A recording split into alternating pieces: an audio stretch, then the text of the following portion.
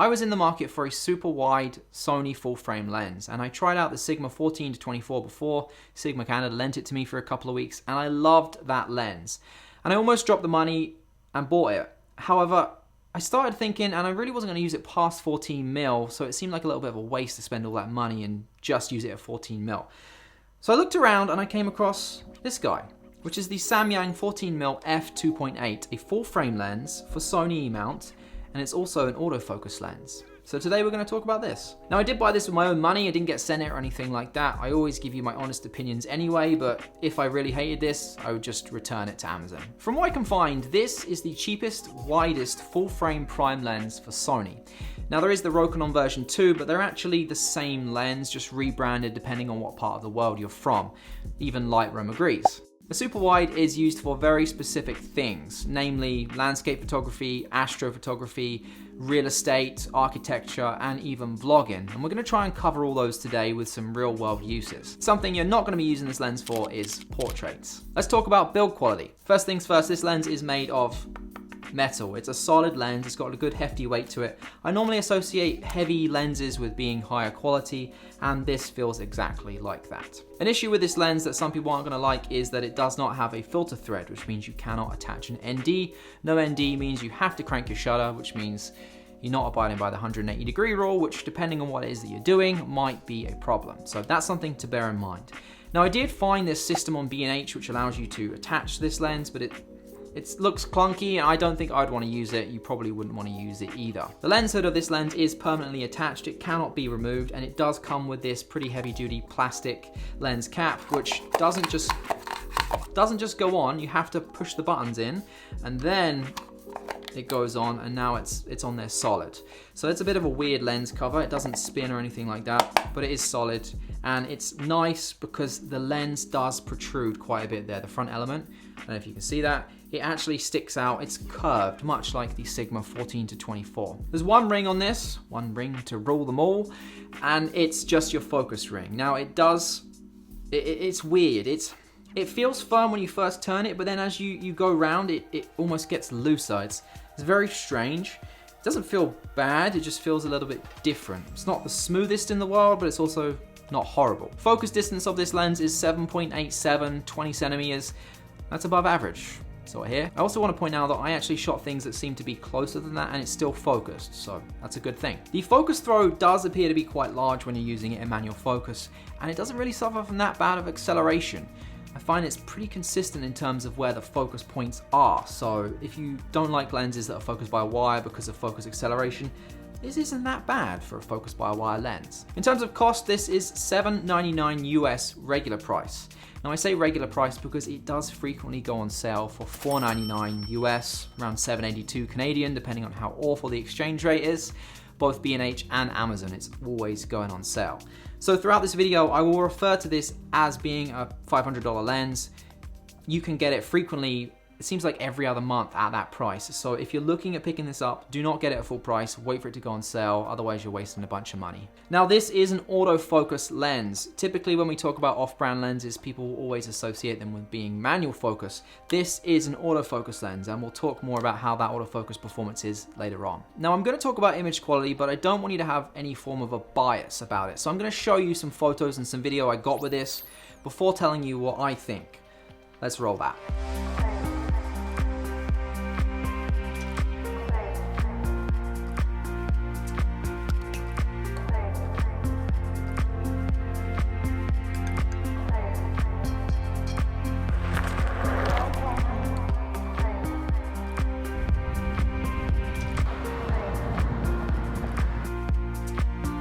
With the one wheel, they go very, very well together, and it's why so many people have them.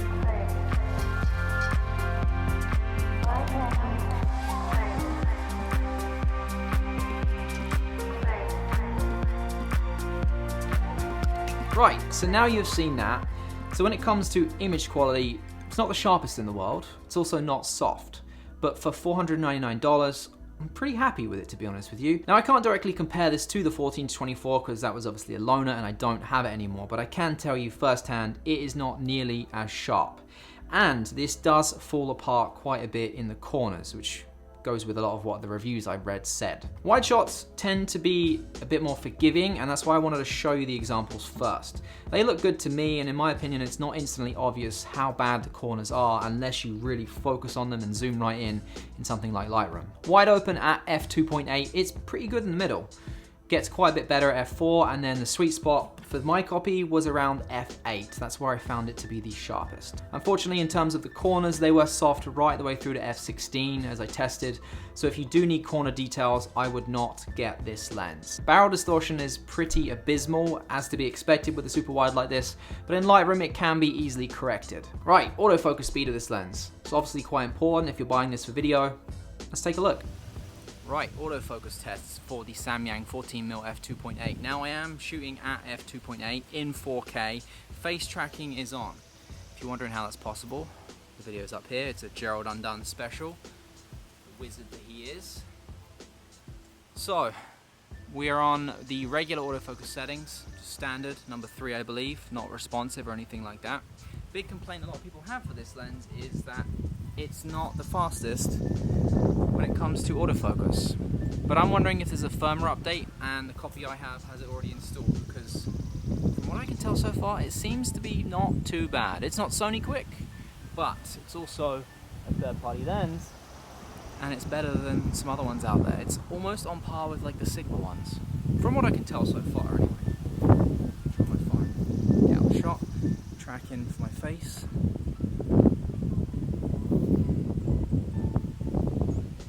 We're at f2.8. Obviously the shutter is cranked because there is no ND you can put on this because there's no filter threads. Some will say this isn't a good test for autofocus, but I disagree because this is a lens people will use for vlogging, and this is pretty much what we're doing. Just on a tripod. Looks good to me. Focusing distance is small. My hand looks giant there, obviously, because of the 14mm. That is, believe it or not, like 5 inches, maybe less. So it's a pretty small focusing distance. Alright, that is an autofocus test. So I was pleasantly surprised with the speed of this in terms of the autofocus. It's pretty much on point with Sigma's autofocus speed. A lot of the reviews I read said the autofocus wasn't that quick, and I mean, you saw mine there. It appeared pretty solid to me. It was accurate, stayed locked on. It didn't hunt, which is a good thing. I don't know what else there is to say, really. It appeared pretty good. Yeah, I like it. Now, I've done a bunch of different tests with this lens, testing out different things, different scenarios. Before we get into that, a quick word from today's sponsor. Skillshare is the sponsor of today's video. I'm sure you've heard of Skillshare before. I've talked about them lots of times. Skillshare is an online learning community with thousands of classes for creative people like you and I. You can explore new skills or deepen knowledge on hobbies or skills you already have. Skillshare does offer creative classes designed for real life, and what I mean by that is sometimes you don't have a lot of time to take a class, and sometimes you do. So when you're ready to take a class, you can jump on and learn at your own pace. Now, the lens we're talking about in today's video is actually a great option for real estate, and it's something that I do, and I do get asked about real estate videos all the time.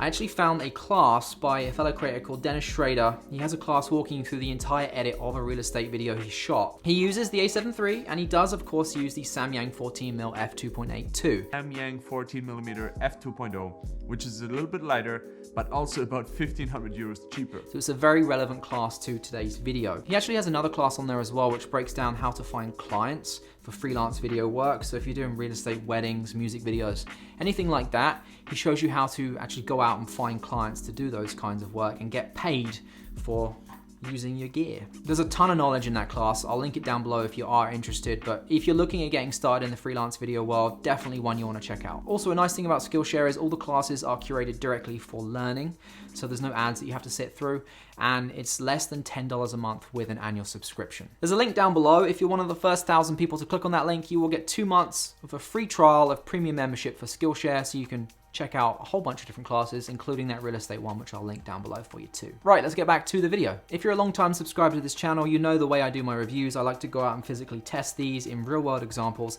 and then report back and show you what it is that I shot. Practical example, if you will. So let's jump right into it. First up, vlogging. I don't enjoy vlogging in public, but we must sometimes.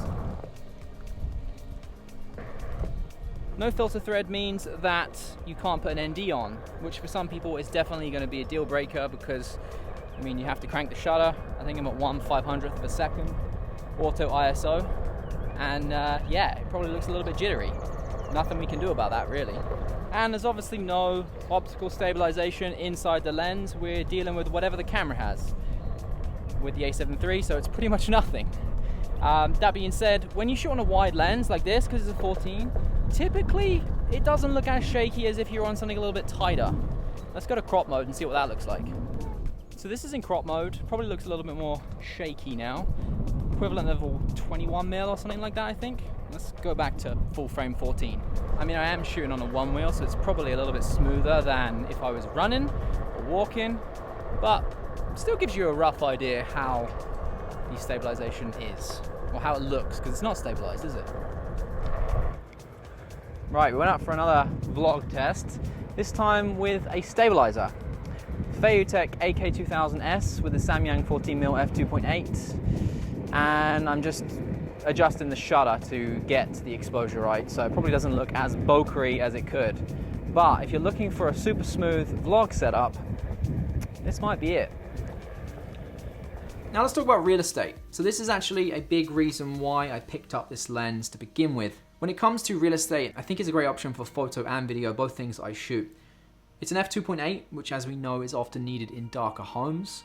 And my preference is to use a tripod when I can, but sometimes that's not possible, so you have to go handheld, and f2.8 is good for the low light. 14mm is super wide, so it's great for getting into really small rooms, small bathrooms, weird angled rooms, you know what I mean. It does happen, and you still need to make the room look like of a decent size, but naturally, not fisheye wide, where it just everyone looks at the images and then comes to view it and realizes it's like a box. Now it's obviously an autofocus lens, and you saw earlier that the autofocus is reliable and useful for video, unlike sometimes third-party lenses, they're not that good. The autofocus was good for this, so it's a great option for real estate. And you also don't need crazy sharp images or video for real estate. Often they're getting compressed onto the MLS or onto realtor.com, or they're going on social media and the images are just getting destroyed with compression. So sharpness really doesn't matter that much anyway. And it does come in significantly cheaper than the 14 to 24. The rumored 12 to 24 Sony, or whatever it ends up being, which is alleged to cost well over, I think, $2,500 US. I don't think you can go wrong with this for real estate, to be honest with you. It's a huge reason I bought this lens. And I'm happy to say, I think I'll probably be keeping it, even if it's just for real estate. I mean, I'm sure I'll use it for other things too, but for real estate alone, for a $500 lens, pretty happy. So astrophotography. I'm not an expert on this, I don't claim to be. It's just something I like to do for fun. I'm fascinated by stars and space, and Interstellar is like top on my list of favorite films, so I just like to take photos of the stars now and then. But anyway, here's a couple of shots I grabbed with this. Nothing special, just to give you an idea of how it looks. Obviously you're going to want to be wary of your corners because it's not the sharpest in the corners, so for some astro it's not going to be great, but it's an option for you. There are definitely other options out there which are going to be better for dedicated astro lenses. Typically with astro you're shooting manual focus anyway, so you don't really need the autofocus, and there's a ton of super sharp manual focus wide lenses available for Sony. So it's an option, it's something you could use this for. I don't think you'd probably buy this just for astro though. And when it comes to astro, obviously you're going to want to use bright monitoring and a self timer. It's the best way you can take astro shots without getting any camera shake in there. I'll pop the videos if I can find them up there. I've done videos on those before. Landscape photography. Obviously wide is a option people like to have when it comes to landscape. Some people like to use a 7200 for landscape as well and zoom right in. Some people don't like the super wide look. Again, not an expert for landscape, but here's some shots I took with this just so you can see how they look.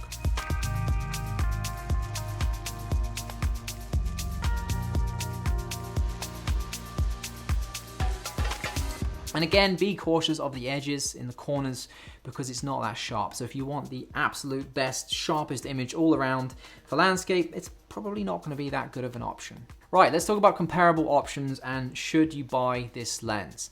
Now when I say comparable, I mean as wide as 14mm.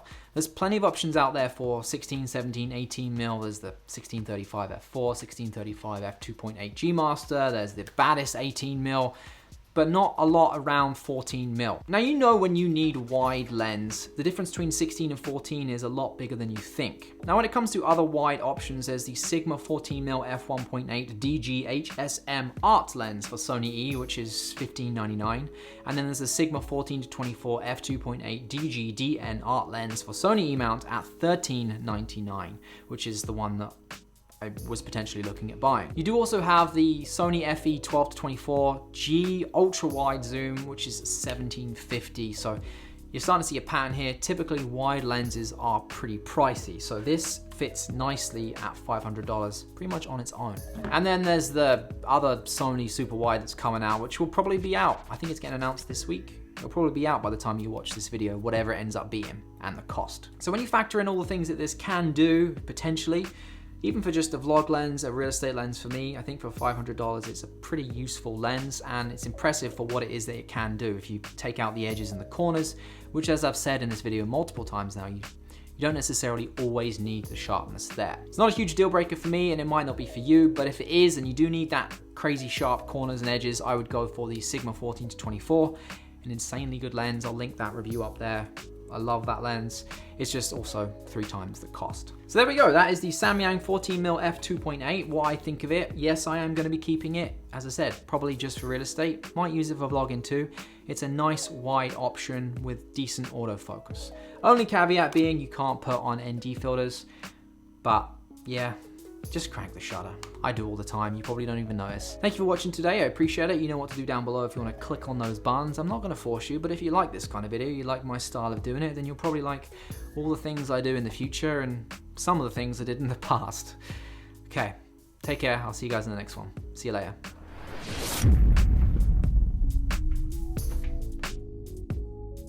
Today we're going to be talking about the Samyang. It's a good start, isn't it? Let's talk about build quality. First things first, this lens is made of, that was the plastic.